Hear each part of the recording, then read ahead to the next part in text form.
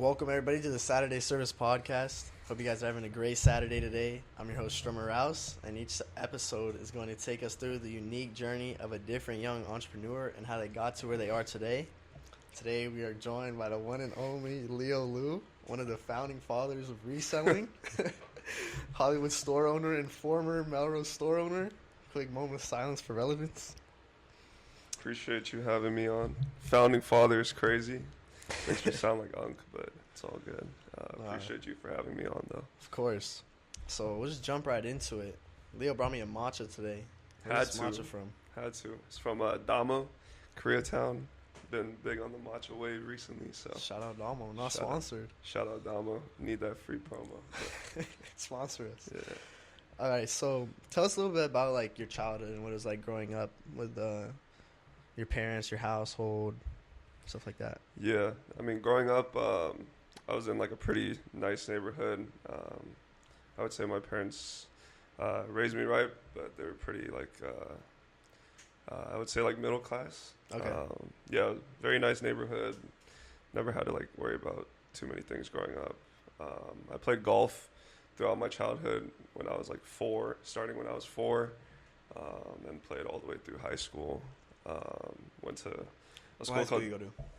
it's a school called Diamond Bar. So it's like 30 minutes away from LA. Mostly Asians. Very high on academic success. But yeah, it was a good childhood, I would say. What'd your parents do? My parents actually owned a cell phone accessory company, so they also ran their small business. That's far. They started around the time I was born, and yeah, I just was able to see a lot of like business growing up, so I've always kind of been around business and Nice. small businesses. I like that. Is that like what brought you to start your own? I would say so. Like I've always been passionate about business, and then yeah, just seeing like my dad work and go through, a lot of challenges in his business. My mom helping him out. And you're an only child?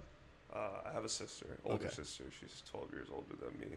Oh wow. She also worked in the family business. Okay. Yeah. And then you said you went to Diamond Bar, or high school in Diamond Bar. Yeah. Like, did you go to college? Yeah. So funny story. I went to UCSB out of high school. That was during COVID year, so 2020. Did online for like a month. Realized it really wasn't my thing. Kind of started reselling around then too. So, I was seeing success in the beginning of COVID with reselling. And then, For the people that don't know what reselling is, it's like buying and selling shoes. Yeah. So like buying and selling shoes. I started like junior year of high school.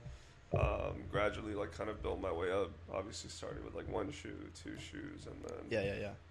like at one point I was like borrowing money from the homies to like buy a shoe and then like flip it and pay them back. Like it was humble beginnings on that end, but yeah, just during COVID it kind of blew, and so I just decided UCSB wasn't for me, dropped out, worked a little bit, and then my parents wanted me to go back to college.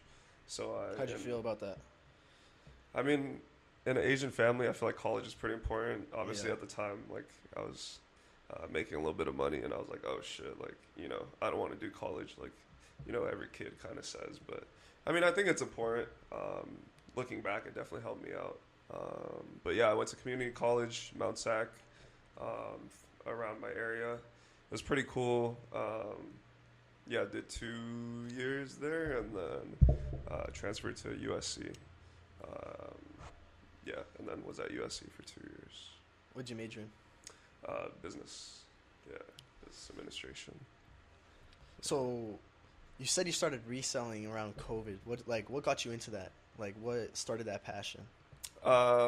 So from a young age, I hung around like a lot of kids that were a little older, and they influenced kind of like me in fashion and shoes. I would always go to their house, and then they would always have like the coolest shoes, the 2015 Chicago ones, Supreme, that was big, and so I kind of just saw what they were wearing. I was like, oh shit, like this is actually, I don't know if I could cuss. No, you're good. Yeah, I really liked fashion from a young age, and then I got like an allowance in high school. I think it was like $100 a week or something, and Oh, I would just shit. spend it on like I would go to like PacSun and like buy some stupid stuff, and then like I wanted to sell it because I wanted to buy more drip, and so. That's kind of what started it, honestly. I remember I would like flip my PacSun clothes on my Instagram story, like, bro, crazy, yeah. Profit there or what? Hell no! Like I was selling shit for like $5, $10, and then I started my own page, and then it kind of blew from there. So, Well known as 909 Sell. yeah, that was before COVID. That was in like end of 2018, early 2019, and then during COVID, obviously, since everyone was home.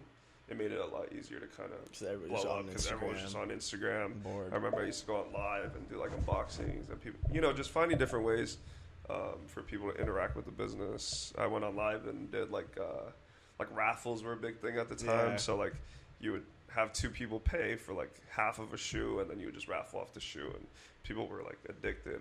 Obviously because everyone had free money too, so people spending wasn't like a big thing, but. No, definitely. Yeah, that definitely helped my business, COVID. How did you like manage? Because there's millions of resellers. Like we both know.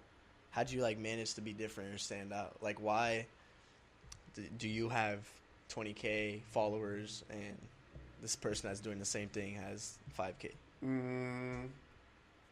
I mean, looking back now, like I was super, super consistent. Like I actually really had a passion for it. A lot of the people that join the game now are just like super, like I would say artificially passionate. They just see like, oh, I'm trying to make some money, blah, blah, blah, blah, blah. Like I feel like I actually had like a genuine passion for shoes and clothes. They're trying to like skip the long days. Yeah, and I think like I would come to Melrose all the time when I was younger, like before COVID, and just like sit on the block and like flip a shoe, like buy like 5 shoes. What age range was this, by the way? I was probably 17 at the time. Okay. I was 16, I think like 16 to 17 when I started. So, yeah, again, like just being really passionate, being really consistent too. Like I would post all day, I would post on my feed multiple times a day. And the more people see you, like the more people are drawn to you. And then I would put my face out there. A lot of people like, I mean, like rightfully so, we're like scared to be out there and stuff. But I feel like when people put a face to your business, it makes it more authentic and definitely. Yeah. Definitely. Do you think that like Melrose wasn't the same as it is today? Like, were you ever like scared on the block? Because a lot of people are like scared now. You know what I mean? Like Melrose was definitely different back then. I would say like bro, like there used to be like 15 to 17-year-old kids like just sitting on the block like waiting for shoes to come by. Like it was never like, we were never really like, obviously you had to like watch your back and like be worried. Like I've had shoes jacked on Melrose, but that was just me being stupid. But yeah, Melrose then definitely isn't what it is now. Like Melrose back then, I feel like was more so of like a community. Not 100%. Yeah, now it's. I mean, we'll talk about it later, I'm sure, but yeah, a little more rough for sure. Foreshadowing. Yeah. What was like your biggest like flip or your biggest W? You would say, like where you're like, oh shit, like profit. I mean, this is like pretty recent in the last couple years, but I remember we had this one employee that worked alongside Travis. I think he was like one of his like producers, Travis Scott. He brought us a pair of Friends and Family Travis Scott 4s. The purple ones? We paid around, no, they're the brown ones. I think we paid ones? around like $14,000, which for a shoe is kind of crazy. Guys, $14,000 for a shoe. And then we ended up flipping it for around, I think, 23,000. Holy. Yeah. It's almost 10K profit from one shoe. Almost, yeah. How do you like find the clientele? Was that just posted that one on was like 99? just a walk into the shoe store, and then a pretty good connection of ours. But yeah, a lot of the times, like back then, I would have to like go out of my way and like find people to buy from. So that's crazy. Yeah. So you said I was a walk into the shoe store, Courtside Hollywood. Yeah. So give us a little backstory on Courtside Hollywood. How long it's been open? Yeah. How you started it? So around I would say 2021, I moved to LA. That was right around the time I got into USC too. And the business was doing really well, fully selling online just through Instagram. Those are like prime reselling days. Yeah. 2021. I remember, everyone had money, and so everyone was going to these shoe stores to, buy fucking overpriced shoes. Yeah. And I was making a lot of money just selling to these store owners that obviously needed product, because when they're selling a lot, that means they need to buy a lot to fulfill the demand, right? I've always wanted to open a store, but like towards the middle to end of 2022, I was trying to take it really seriously. I also kind of like hit a cap on my Instagram business, and so I wanted to obviously expand the business. I remember I like toured Hollywood super randomly, I was just like, it's cool, I'll go check it out, whatever. Like, I wasn't expecting much, and then toured the location that we're at now. 6801 Hollywood Boulevard. Courtside Hollywood. Yeah, my boy knows the address. Come on. Home away from home right there. Yeah, Hollywood and Highland. In the Ovation Hollywood Mall. One of the biggest tourist spots of LA. Yeah, huge tourist spot. Honestly, like, tourist hot spot. Like, everyone that comes to LA goes there. Yeah. Is that one of the main reasons that, do you, like, think about that? For sure. Yeah. Like, I think, obviously what drew me there was, like, the unique customer base. And then obviously, like, tourism was high at the time. And so we toured the space, super big. We got a good price on it. And I was kind of like, fuck it. And so we opened in, we signed the lease, I think, like, November 10th or something, and then we were open in 2 weeks, which for like a shoe store is like kind of impossible to do, but we like busted our ass to open. I really wanted to open by Black Friday, so that's kind of how Courtside Hollywood came about. And then with Courtside, if you guys check out Courtside's Instagram, you have a bunch of college football players, celebrities. Courtside Hollywood on Instagram. Drop a follow. But you have a bunch of celebrities and kind of like cool clients that you've worked with. Like, I don't know if you want to name drop, but how did you get in contact with that or like build your clientele? Obviously, like, having the store helped with that a lot. 100%. Kind of gives you boost in the game.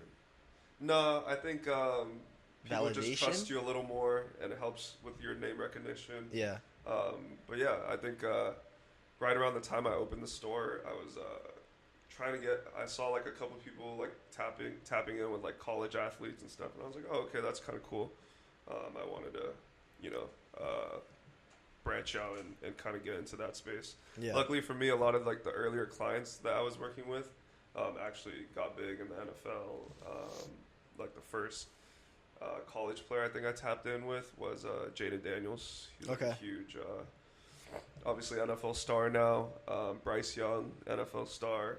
Jalen Smith went to USC, now NFL star as well. Kalen Bullock, and so these are all people like literally like within my first 5 clients that I like tapped in with, hit them up on Instagram, and then just got the ball rolling from there. And they recommended me to their friends, and so that's kind of what I ended up pivoting into, I would say. But a lot of other clients as well was just like kind of like word of mouth. And being big on Instagram. Yeah. So for people that are me and Leo have worked together for a little bit now, and we just had a pop-up, and I was scared to like go and approach people. Yeah. So like, what kind of advice would you give for people like me or other people out there that are scared to take the first step or awkwardly have a conversation with someone to maybe get into business with them? I mean, that's a really good question. I feel like, at one point I was also in your shoes. Yeah. I was scared to approach them. I was scared, I didn't really know what to say to them, but you kind of just, you pick up on certain cues. And I think obviously throughout like experience, I feel like I learned that I'm the one that's like providing value here. And so if you kind of just have that mindset in mind and you're like picking up on like who that person is, like socially. Like within like a minute of like meeting them, like I can kind of tell like what vibe they're giving off, or like how their shopping is, you know, and then you kind of just work from there. You kind of, you know, trial and error certain things and see, you know, what they like, what they don't like. But as far as like tapping in with people, I mean, you just got to do it, because like even if you're scared, like, you know, sometimes you just got to say like, fuck it, you know, like these are people too. These are human beings. They're not like, you know, untouchable, as some might think. But I think if you're just confident in yourself, which obviously I had to learn as well, but if you're confident in yourself and you know, you provide value, I think there's really nothing to be scared about. And the worst they can say is no, honestly. That's true. Yeah. So I gotta realize. Yeah, I mean, I we've had talks before, but Yeah. I think, yeah, it definitely takes time. It's easier said than done. Like even sometimes like me now, like I'm a little like hesitant, like, oh shit, like, you know, this person is this person, but. Has anyone ever like egoed you and you're like, oh, 100%, like, 100%. did that like impact you to like fall back a little bit, or you're just like, again, like fuck each it, next person is super different, man. Like I have clients that, you know, come in and act like they're tough shit, and like, you know, you just kind of, Do you like it's feed business, into it? you can't like, you know, tell them off and be like, oh, like, you know what I mean? Like, you Yeah. just kind of gotta like fall into it and like play into their ego a little bit, and like poke some jokes here and there. But yeah, I mean, everyone's different. I also have clients that are just like super, super nice. Like we hang out outside of business, and it's cool, you know. Yeah. Yeah, I feel like everyone's different. You just gotta treat everyone like, you know, they're human beings. At the end of the day, they're not untouchable. Yeah, 100%. There we go. So that's how you guys build your clientele. Don't be scared to reach out to people, because you never know what they'll say. You never know what they'll say. The worst they mean, can say is no, or exactly. fuck off, and then you're on to the next. Exactly. So, your baby is courtside, and then you had a second-born child. Yeah. Relevance. Tell us what the process. Relevance was a former shoe store on Melrose, one of the best curated, aesthetically pleasing stores on Melrose. Appreciate that. But what made you want to open a second store after 2 years, correct? We opened Relevance after 2 years. Yeah, 2.5 years. 2.5 years after Relevance was open, or after Courtside was open, Relevance was open on Melrose. Tell us a little bit about why you want to open a second store, why Melrose. Just give us a little backstory. So yeah, Courtside business was doing well, but I try to pivot more into like the athlete side. Like I felt like that was kind of what was More higher end. yeah, like more higher end clothes, more curated brands. So instead of selling, you know, like Travis Scott and essentials, which is pretty typical for like a shoe store, I transitioned more into like, you know, Chrome Hearts, Balenciaga, brands like that. And I saw that it was doing pretty well. I was trying to, you know, gain more of these athlete clients to shop with us on a regular basis. And then I felt like Relevance was just kind of the next step, more so of like a passion project for me. I kind of like faded out or fizzled out from like the shoe side a little bit. And yeah, we opened Relevance 2.5 years in. Definitely different shoe stores, like, or different like vibe of store. Like if Especially you've been, for Melrose. yeah, if you've been to Courtside, you know it's a lot of shoes in there, a lot of, you know, easier to obtain brands. So like again, essentials, More Travis Scott, release. Hellstar, Spider, more general release brands. We try to tend to like any sort of customer in there, but yeah, Relevance. I felt like one, I really liked Melrose. Obviously, you know, as a kid, I was there all the time. And then, yeah, I've been trying to get a spot there.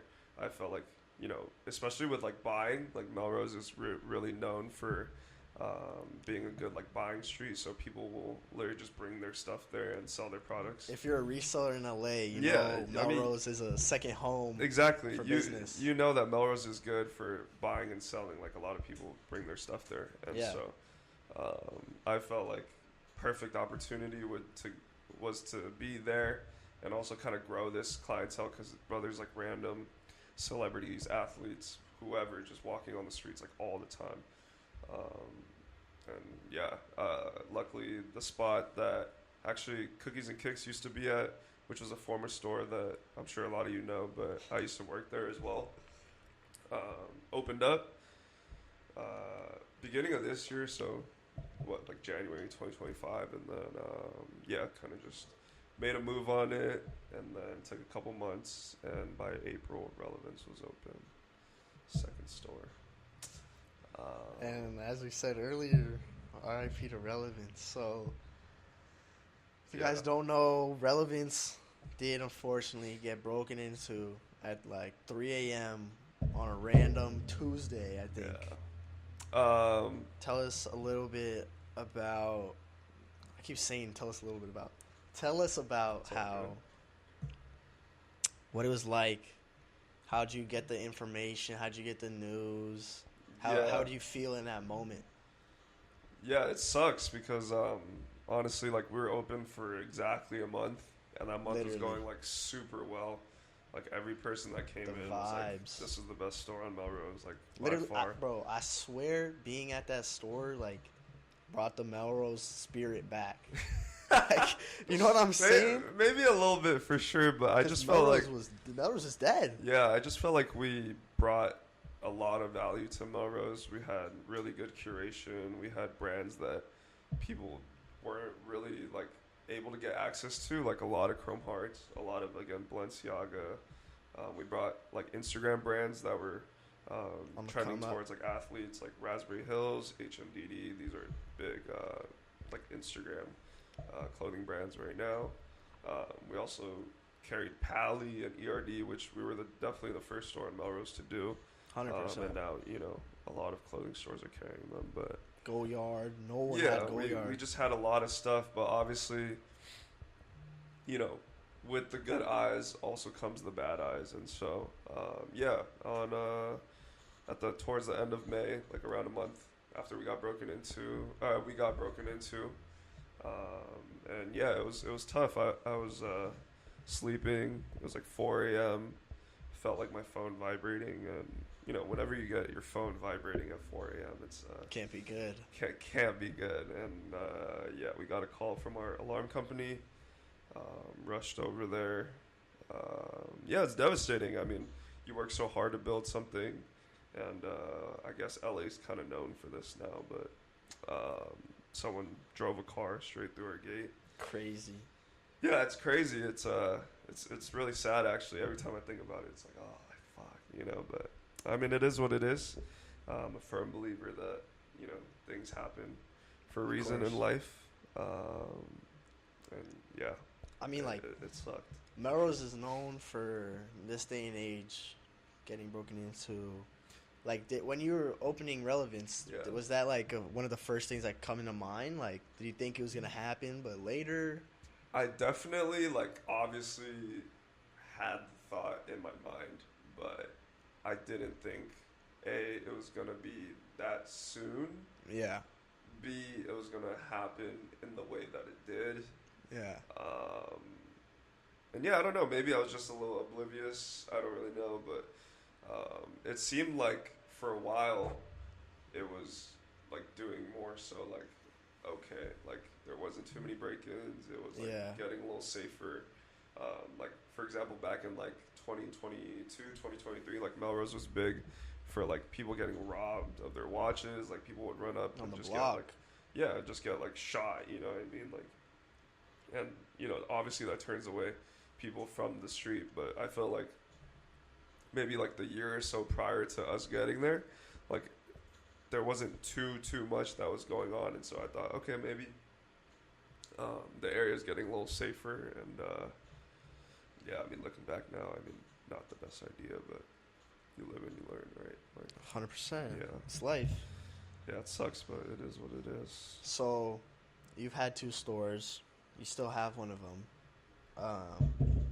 For, let's say, people that are going down the same path as you, been reselling, getting into reselling, do you recommend, because you know the ins and outs, all the logistics, the numbers, everything about opening a store, what do you recommend opening a resale store in 2025?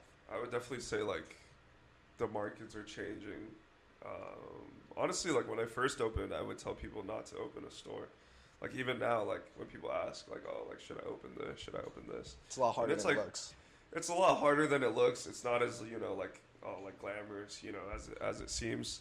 I thought it was the right move for my business, and it definitely was at the time. But nowadays, I mean, the sneaker market's not where it was before. Do you think sneakers are fully dead? That's a good question. Because when's the... I would say like right now we're at like the bottom of the bottom. Bottom. Like, I think the only way to go is up. But yeah, like even like I'm like turned off when I see sneakers nowadays. Like, what's the last shoe that's gone for over retail? It's tough. Yeah, it's tough. Like people what? don't really like Brick 4s? Yeah, like people don't really like shoes no more. Obviously, like the economy's tough. Yeah. People don't really have spending money, and if they do, they're buying clothes. So like Chrome Hearts, Instagram brands are huge right now. Like people just want like cheaper drip that is good quality and makes them look good. 100%. They're not really looking for shoes anymore. So yeah, definitely I would say in 2025 going into 2026, like if you're looking to open a shoe store, like it's probably not the best idea. I mean, yeah, there's also so much that goes into it too that I could talk all day about how much how much effort you have to put into it. Like there's employees, there's payroll, there's rent, there's tons of miscellaneous expenses. There's unforeseen things that you can't even account for, like people coming in and stealing off the rack. Like what I mean? Like these are all. How do you give us an example, or how do you manage that? There's people that'll come in, they look a little shady, and like California law, you can't, like I can't go and physically touch the customer. So like if they come in and steal something, like they can get caught outside, but inside the store, like because like you'll get in trouble for that. Yeah, of course. I mean, petty theft, obviously in California was a big thing. Like people weren't, the government, the state government wasn't doing anything to stop it. Like, I mean, there's just so many things that like for like small business owners is super tough right now. And yeah, like going back to your question, if I was a reseller now, looking into the store space, like I'd be like, fuck that, like yeah, it's tough space right now, but it is cool because you get to meet a lot of people. Obviously, you got to grow your business in ways that you wouldn't be able to if you don't have a store. But to answer your question, I wouldn't tell anyone to open a store. Yeah, definitely. I have another question that might be a little uncomfortable for you. Shoot it. Have you ever been accused of scamming or faking content or anything like that? Like, if you know me, you know that I'm like a very real person. Like content-wise, like I've made a ton of content before that I haven't posted because I'm very like judgmental. You're very picky on your content. Very picky, very judgmental on my content. Like I used to do some of Leo's content, guys. Like, fuck. Yeah, it has to be. Like I'm very meticulous. You like it perfect to the T. Yeah, it has to be because if I want to, cater to the top of the top, you got to be different. Like you got to be different, and you got to, be on top of it. You can't put out subpar shit, right? And I never fake content. Like you know what I mean. Like that's just. I feel like it affects your brand in certain ways, and I think people kind of see through it sometimes. As far as scamming goes, I mean, people can say whatever they want, but at the end of the day, like I try to address everyone, like as fairly as I can. If I feel like I did someone wrong, like I can't really sleep at night, and so I always try and go back and fix things. 100%. But yeah, it's tough. I mean, everyone kind of has their opinion these days, and yeah, I mean, I think our reputation, as far as in LA, is pretty good. So, 100%. Who would you say, like? There's only a handful of sneaker stores really in LA. Yeah. I mean, probably one of what, 6? I mean, there's right a lot now? of smaller ones, but what are you saying, like competition wise? Or? Yeah. So what do I you mean, who do you think? Who do you think's your biggest competition right now? And I think what I'm thinking. I mean, there's a lot of stores in LA, but like I think that our customer base is super unique. Like 100%. I think they're Would you say what percentage of your customers would say tourists? Like 96%. And that's like, what puts you in the 1%. Yeah. Like I mean, as far as Courtside Hollywood's like customer base is all tourists. It's hard to like get people in LA to go to Hollywood. I think that's one thing that 100%. I learned after. It's almost like the new Melrose. Yeah, but I mean, there's a lot of there's a lot of stores in the area. I mean, we're cool with a lot of them, but they all kind of do different things. I don't really see it as like crazy competition or anything. Would you say that it's like more of a team playing, or it's? I would say like I mean, like, you know what I mean? Like I've definitely helped, a lot of stores. Like I direct them if I can't help them out, or if I don't want to like certain things, like I'll send them to other places. Like I don't think it's any like. You disagree? Like I think it's pretty pretty good grounds as far as me and a lot of other store owners. I wouldn't say we have any like. You have a good beef. name though. You don't.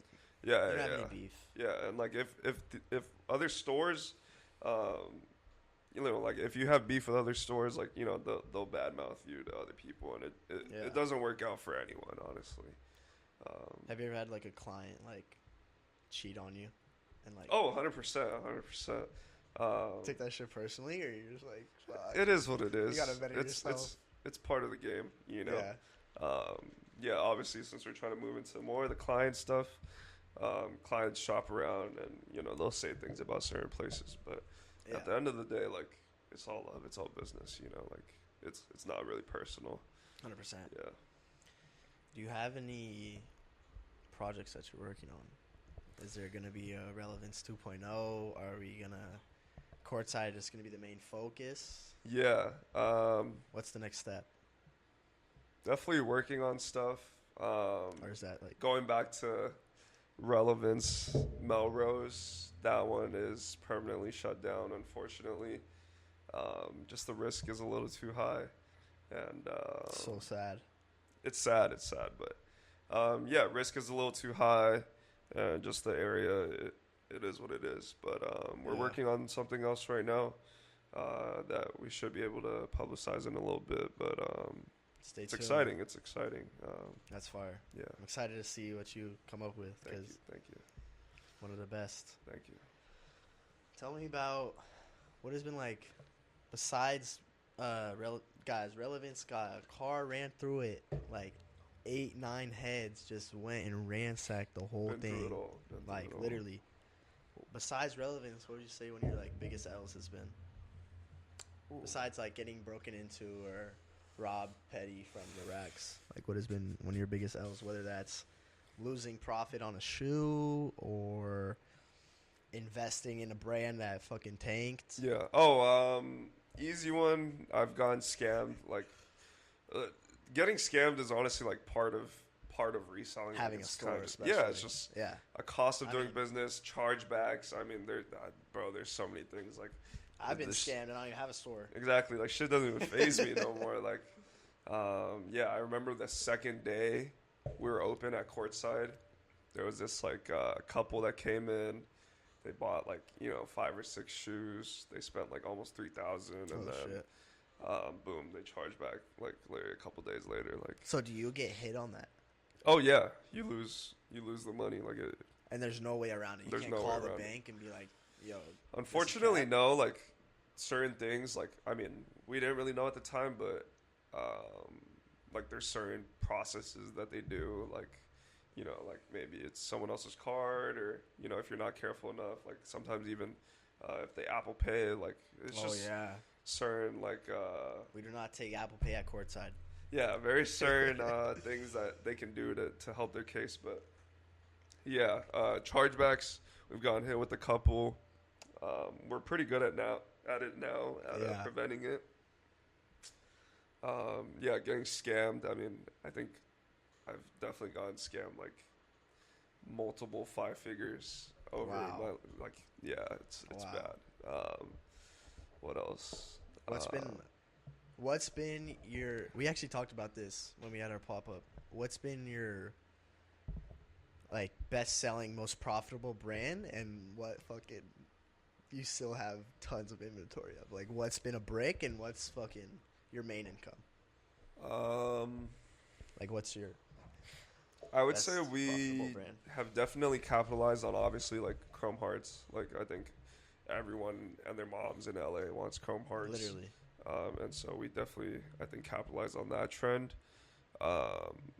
Also, like more so of Instagram brands, I think we got in on that pretty early.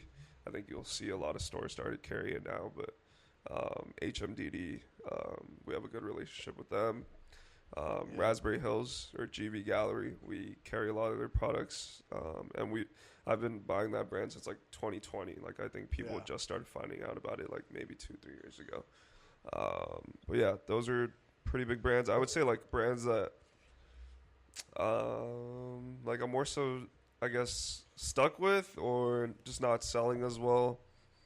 I mean, there's a lot that comes to mind. I'm just like an overbuyer, so like I buy time. a lot just because if you want to sell. Me personally, I think if you want to buy a lot, if you want to sell a lot, you have to buy a lot. I think people are scared to spend money to make money. Yeah, I think people are scared to buy, and it costs them a lot of potential profit. But obviously, when you're doing business at such a high scale, like there is also products that you're gonna buy and you're gonna lose money, and so yeah, we have dead inventory. I mean, every store does, but brands like Denim Tears, Hellstar, Spider, Gallery, even like Gallery now doesn't sell as well. What else? Shout out Gallery. Shout out Gallery. I mean, Gallery had Good its peoples. time. Yeah. But yeah, their stuff is just a little slower now. What else? I mean, mostly those. I mean, they still sell. Like I'm not saying they don't sell anymore, but definitely just like overinvested, and it's a learning point. Can't do much about that. I feel like. Do you think? Sorry, guys, taking a quick do some business. No, go ahead. People around you, like, who do you surround yourself with? If this is like during your come up, who would you like surround yourself with to be where you are today? You know what I mean? Or is that kind of vague? Like as far as like my, were you around people that were reselling too, or were you around people just playing Fortnite? And I mean, yeah, like I obviously had like my high school friends and my college friends that aren't in the entrepreneurial world, but then I also made a lot of friends in my business that also are resellers and whatnot, and we're very close now. We hang out all the time, and like for example, my roommate that lives with me, he's I met him reselling, and now we've lived together for the last 4 years. Some of my best friendships are through reselling, and then I would say one of the highlights of just like my career is like I was friends with a lot of employees at Cookies and Kicks, the store I used to work at, and then shout out Courtside family. Yeah, shout out to and then family. brought them over to Courtside. Shout out Diego, Isaac, Jeremiah. Legends. Yeah, but without a strong team like that, like I wouldn't be anywhere. Yeah. Close to where I am now. So they definitely helped me out a lot. Recruited them over when I started the store, and it took off. So what, like. I have a personal question, like between me and you. Okay. What, like, so I used to work for Leo. I'm 16. I'm young. What, like, made you believe in me to want me to be one of your employees or take me on trips with you to go cash out OBJ's closet or have a pop-up for the end? Why me? Like, you know what I mean? Yeah, good question. I feel like I gravitate towards people naturally, and I feel like I have a good eye for talent or just people that want to do more. And I met you, I think, on the block on Melrose, and I think you were working at other stores. Yeah, and first time at what? And I think I just saw like. You're such a young kid. You have so much potential. Even like us doing this podcast now. Like when I was 16, I wasn't doing podcasts. You know what I mean? Like I was fucking playing Fortnite. Like I mean, I don't know. I felt like I saw potential in you. I feel like obviously, you know, you have experience at all these other stores now, and then you want to get into like the client stuff as well. Yeah. So it was easy, you know. You're easy to go along with. I think. Thank you. Yeah, and you have a lot of talent, obviously, with videography and, you know, more like technical stuff like that too. So Thank you. yeah, of course. That's love. That's love. Didn't mean to gas him on his own podcast, but you know, we're here now. So be honest. Like, what's one thing I could work on, or like, what's one thing that like pisses you off that I do, or like? I mean, I tell you all the time because, you know, when I'm with people that like I trust or like, you know, I'm close to, like You're not I'll gonna shoot bullshit. it straight. Yeah. Yeah. And I think Which I think that's how everyone should be. Yeah, like if for that's sure. your boy, like Yeah, like I'm not gonna check. sugarcoat it. And you know, I think at your point at 16, like, you know, I was so far behind that like I feel like you could get way ahead if you just lock in a little bit, you know. And I tell you that all the time. I tell you, you know, as a kid, I mean, you know, it's hard to take criticism, I think. Definitely. And you know, you're young. You have a lot to experience. You know, I definitely didn't really know shit either when I was 16. You know, I feel like, you know, you could be way ahead, way ahead at like when you're my age. So, by the way, I'm 23. It's not like I'm 30. Yeah, he's to me. Yeah. Like I'm not. He ain't that old. I still got some years in me, but yeah, no, I think. No, I think. Yeah, I just don't want you to waste your potential, and I want you to actually, thank you. You know, reach that potential, because a lot of people, I mean, they have potential, especially in high school. Like, I had so many people that, you know, were doing big things in high school that now, you know, because they got so lit off it, they aren't doing shit. You know, peaking in high school. I feel like everyone has that term in their mind, and I feel like I definitely like. That phrase was definitely in my mind. I definitely didn't want to be one of those, and so. No, 100%. Yeah, I just try to do my best to look out for you. No bullshit. I would not be where I am today without this man right here. Appreciate that. Yeah. This is definitely someone that I give my kudos to, and thank you. One of my role models and someone I look up to. Appreciate that. But yeah, show the AP ski. Audemars Spaghetti. How much did that set you back? Nice little watch. If you don't want me asking. It's an expensive watch. It's an expensive watch, but it was to commemorate a lot of. I wanted it for a while, and it was to buy myself something nice and commemorate some achievements. Thank you. It's a good piece. Thank you. What's your favorite clothing item in your closet? Favorite clothing item? I would say I don't really have a favorite clothing item. I would say I have a favorite shoe. Big fan of like CPFM. Their Dunks, the ones with like all the rhinestones and stuff. Both of them are cool. That's probably like the two shoes I wouldn't sell. They're just, you know, in my collection. So they're monument in reselling. Yeah. Those are really nice and really rare. So I'll definitely cherish those. How you have so many. I'm not gonna say so many. You have a couple of setbacks in business. You know, getting broken into, the little petty shit during the day. Yeah. What makes you fucking wake up the next morning and be like, all right, we got to do it again with the same risk potential? Like, how does your mindset work? Not you know what I mean, damn. That's deep. Yeah, it is. Business philosophy. Well, I didn't know we'd get to this point, but you can keep it short if you want. No, I mean, I kind of like dedicated. Like, I knew at a certain point, like once I dropped out of school, obviously I went back to school, but like at that point, you know, I was all about like growing my business, and I gotta figure something out. Yeah, I gotta figure something out. I like kind of dedicated my life to business, you know, and if I don't do it, like, or at least at that point, like when I was selling on my own, like if I didn't do it, like, you know, who else is gonna do it, you know? And same thing, like owning a store, like, you know, you have employees and stuff, but if I'm not doing my job and being in charge of certain things, like, why would they do it? You know what I mean? 100%. Like you got to kind of just Set the role model. as an entrepreneur, like you're gonna experience every challenge that you thought of or you didn't even think of. You know, like I mean, there's so many things that I learned now that before I started my store, like you know, I would have no idea that these things even existed. Like, you know, even going into like, I mean, taxes and all these different things. Like, you know, you hear about it all the time, but then when you're actually like face to face with it, you're like, oh, like I didn't even know that. Like, Yeah. you know what I mean? Like air conditioning and like, you know, like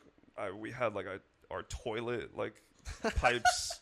Like, bro, just like, like, you know, where I had to pay for like our toilet pipes. The chat the other weekend. Yeah, I had to pay for like our toilet pipes to get fixed. You know, like that's stuff that you know you don't even like foresee coming. But yeah, again, at the end of the day, like you wake up tomorrow and you're gonna face a multitude of issues, and you know when you're working a job, you face multitudes of issues too, and so. I think it's just being able to adapt and overcome and not let those setbacks kind of get in your way. Like I think when the store got robbed or, you know, if business is slow, like those are things that I look at and, you know, you can weep all you want, but, you know, no one's going to do it for feed you the next day. You know what I mean? Like no one's going to do it for you. And I think, you know, I definitely had to learn that the hard way for sure. Definitely. What advice would you give to you're 23 right now? Yeah. What advice would you give to your younger self, maybe your 17-year-old self on the block? I mean, everything I tell you, honestly. Every time we see each other, it's. I want to put it out there. I appreciate it though. Like, I genuinely listen to what you say. Yeah. But I want to put it out there that every time I like tell something to Strummer, like. I could be kind of like, you know, condescending and kind of shoot it straight, and it doesn't come out like very very nice sometimes, but yeah, I feel like I try really hard to coach you up and tell you certain things. I mean, shit, when I was 17, like I really didn't have an idea what I was doing. I was just, you know, a kid trying to flip some shoes on Instagram. I would say, I mean, it sounds cliche, but being consistent is like, you know, in anything you do, whether it's content, whether it's reselling, whether it's working out, whether it's eating right, you know, there's like, you know, you have to be consistent because, again, you're the only one that's going to do it for yourself. 100%. Yeah. I think that's a good one, just being consistent. What do you think about... Because this is definitely something I have an opinion on. But what do you think about, like, the school system? Like, do you think that school sets you up for success? Do you think school is a waste of time? Do you think school is worth it? Would you recommend going to college? Like, I think me and you had, like, when I was your age, I kind of had the same mindset of, like, oh, well, like, fuck school, you know? Like, school is, like, you know, but school is actually, like, I would say really beneficial. Like, even though, like, I went to college, I went to USC, and, you know, not a lot of peers in my class, like, ran successful businesses, you know, prior to getting in or, like, during their time there, you know, but I feel like... Case by case. Like, that didn't really matter when I went to school, and I learned a bunch. I learned, honestly, like, how to network with people. I learned how to talk to people, and that definitely, like, helped me out in my business. Like, I don't think I would be where I am today if I didn't go to USC. And it sounds, like, crazy because, like, I already had the business going in. Yeah. But there's just, like, small nuances that I feel like you pick up that you wouldn't be able to. So I think, to go back to your question, I think it's very case by case. I think if you go to the right school and you're in the right environment and you're learning the right thing, I think school can be very beneficial. Like, for example, you know, if you're trying to be a doctor, you know, like, you have to go to school. Like, you got to get, like, 10 plus years of schooling. But like, if you're trying to do your own thing, start your own company, start your own brand, let's say, like, something you don't need a degree for, whatever it's called. I would say, college. One, it depends, like, how much you value school or how much you care about school. Like, even me in high school, like, I wouldn't say I was, like, the most hardworking student. Like, I wasn't staying up all night studying. Like, you know, like, I don't know. It depends how much you value your education.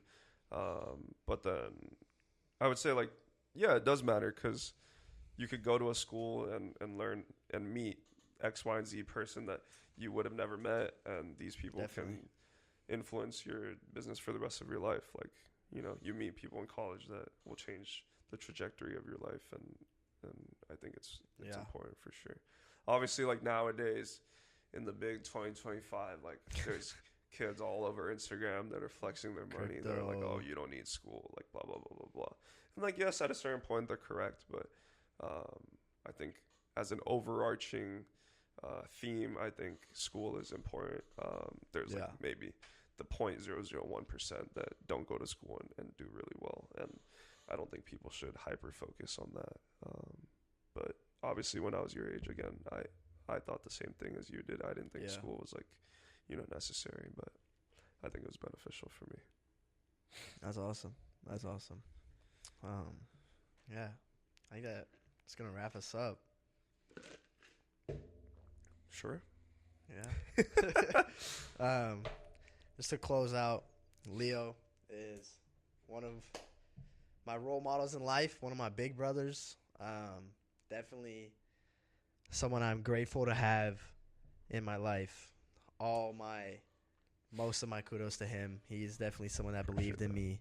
Make sure that you guys find the right people to surround yourself with at a young age. Make sure that, you know, you're not just slacking off, and surround yourself with who you want to be. And if you are able to find a role model that's older than you and ready to put you on game or whatever it may be, Facts. like, make sure you stick with it. Facts. Just building off that point, I think when you're young, just try everything because you never know what's going to stick. 100%. I think I've jumped everywhere. Yeah, I think take advice from anywhere you can. Obviously, you know, some people you shouldn't listen to as much. Some people, you know, you really want to value their opinion. Find people that genuinely care about you, and find people in your industry that will help you get to where you want to be. I'm not saying like use them, but like, you know, bounce ideas off each other. 100%. And yeah, I think this was a good first podcast. Yeah, this is very first. So this is Saturday pod, service. The Saturday service pod. I think it went well. I'm looking forward to your next guest, and I'm glad I got the opportunity to be on here. Number one. But yeah, appreciate everyone for watching. Yeah, thank you guys. Little Leo outro. Okay. Well, yeah. Drop the outro. What else? Make sure to follow the gram, Courtside Hollywood. Relevance, Los Angeles, 909 Cell. Leo.luuuu. You don't got to follow that one, but yeah. Appreciate Strum for sir. having me on. Make sure you follow Saturday Service Podcast on Instagram, Strummer.Rouse. That's my personal. And yeah, stay tuned for the next episode. And yeah, who knows? Maybe we'll have Leo back on in a year and see what's changed. Let's do it. I'm down.